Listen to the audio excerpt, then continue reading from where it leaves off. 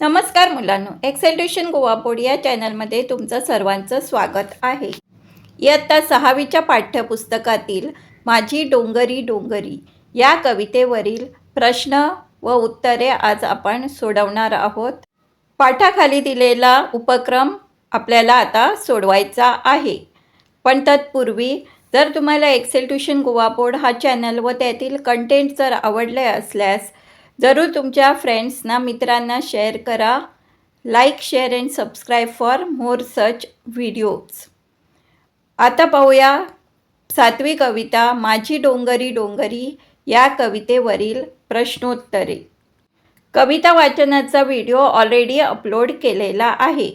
तर चला प्रश्नोत्तरे सोडवायला सुरुवात करूया. प्रथम पाहूया कवींचा परिचय. या कवितेचे कवी आहेत विष्णू सूर्या वाघ. विष्णू सूर्या वाघ यांनी कवी, नाटककार, पत्रकार, वक्ता, राजकारणी म्हणून लोकमान्यता मिळवली. त्यांनी सुवारीसारख्या अनेक उत्तम एकांकिका लिहिल्या. त्यांची तुका, अभंग अभंग, आदित्यचक्षू, कृष्ण द्वैपावन इत्यादी नाटके गाजली. त्यांनी लिहिलेल्या पर्जन्यमधून, बच्चूभाईंची वाडी इत्यादी काव्यसंग्रहांना काव्यरसिकांचा उत्स्फूर्त प्रतिसाद लाभला. आता पाहूया पाठाखाली दिलेला उपक्रम. कवितेत शोधूया. क. खालील अचूक पर्यायापुढे बरोबर अशी खूण करा. पहिलं वाक्य आहे नदीच्या काठावर ऐकू येणारे संगीत डॅश. इथे 4 पर्याय दिलेले आहेत. भजनाची लयकारी, शामेळीचा गाज, सुवारीचा आवाज, अभंगाचा नाद. आणि यातील योग्य पर्याय आहे शामेळीचा गाज. नदीच्या काठावर ऐकू येणारे संगीत म्हणजे शामेळीचा गाज. दुसरं आहे डोंगर भूमीमध्ये सुखाचे रांजण भरते डॅश. पर्याय आहेत संतवाणी, गावची सवाष्ण, राखण करणारी सटी. आणि चौथा पर्याय आहे खाडी. आणि यातील योग्य पर्याय आहे राखण करणारी सटी. डोंगरभूमीमध्ये सुखाचे रांजण भरते, राखण करणारी सटी. ग. तुम्ही अभ्यासलेल्या कवितेतील शब्दांचा योग्य अर्थ समजून घ्या आणि पुढील अ व ब गटातील शब्दांच्या जोड्या जुळवा. अ गटात दिला आहे अघनाशिनीच्या तीरी, दिवजांच्या वाती, खाडीच्या कुशीत आणि निसर्गाचे भजन. आणि ब गटात दिला आहे वाऱ्याचे टाळं, सोनकणसांची शेते, अबोलीचा झेला आणि डोंगरी गावं. तर अघनाशिनीच्या तीरी याचा योग्य पर्याय आहे डोंगरी गावं. अघनाशिनीच्या तीरी डोंगरी गावं. दिवजांच्या वाती आबोलीचा झेला. खाडीच्या कुशीत सोनकणसांची शेते. आणि चौथं आहे निसर्गाचे भजन, वाऱ्याचे टाळ. आता सोडवूया प्रश्नोत्तरे. घ. कविता वाचून खालील प्रश्नांची उत्तरे लिहा.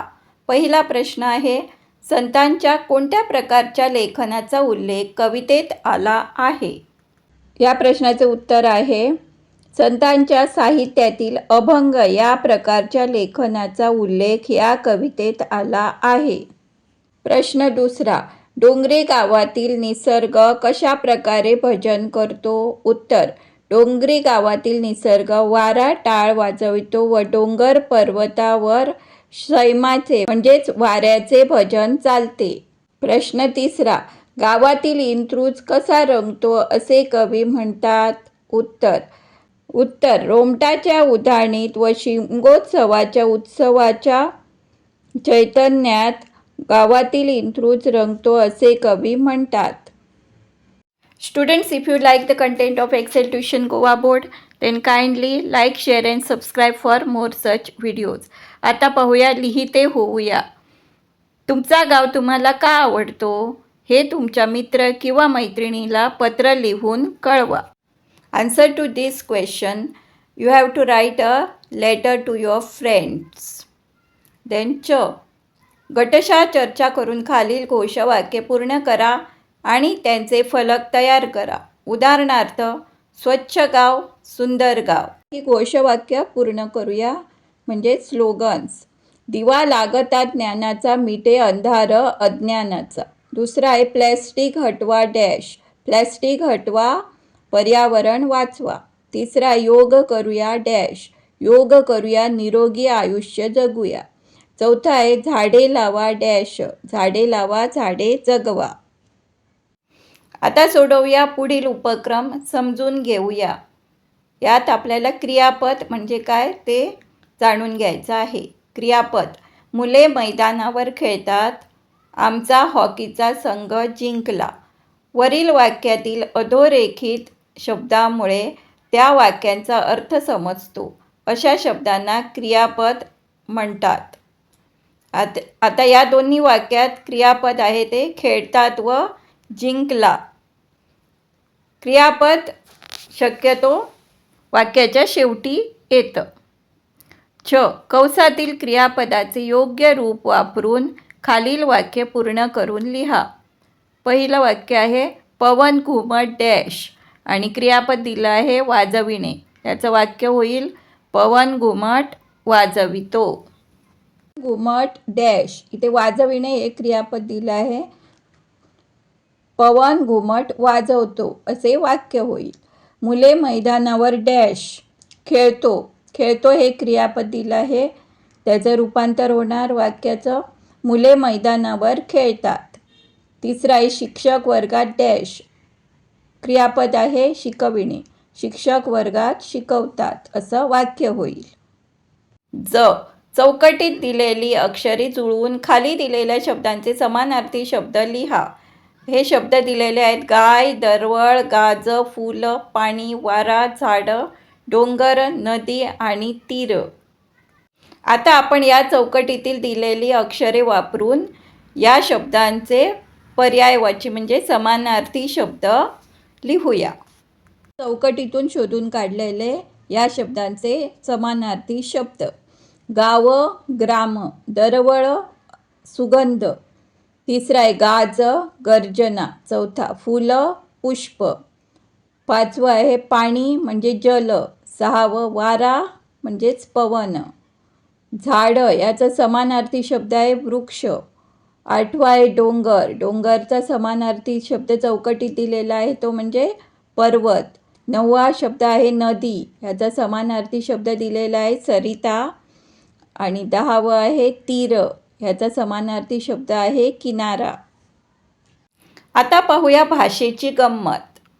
खाली दिलेल्या वाक्यातील अक्षरे उलट क्रमाने वाचून त्यातील मजा अनुभवा. टेप आणा आपटे, या वाक्याचं जर आपण उलट वाचलं तर तेच वाक्य आपल्याला परत ऐकू येतं. टेप आणा आपटे, टेप आणा आपटे याचं उलट होतं टेप आणा आपटे. तसेच हाच तो चहा, याचं उलट होतं हाच तो चहा. काका वाचवा काका, याचं उलट होतं काका वाचवा काका. अशा प्रकारची वाक्ये आंतरजालाच्या आधारे गटशः शोधून लिहा.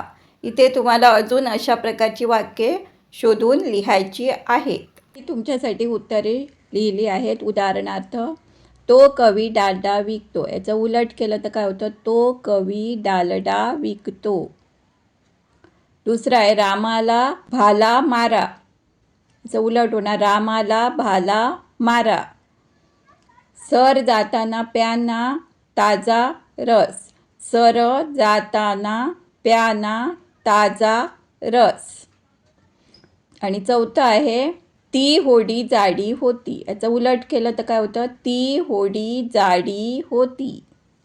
या अभ्यासक्रमाच्या शेवटी तुम्हाला कृती करूया हे सेक्शन दिलेलं आहे. गटशः चर्चा करून तुमच्या गावाचा नकाशा तयार करा. त्यात तुमच्या गावातील महत्त्वपूर्ण स्थळांची सचित्र माहिती भरा. हा नकाशा तुमच्या वर्गात लावा.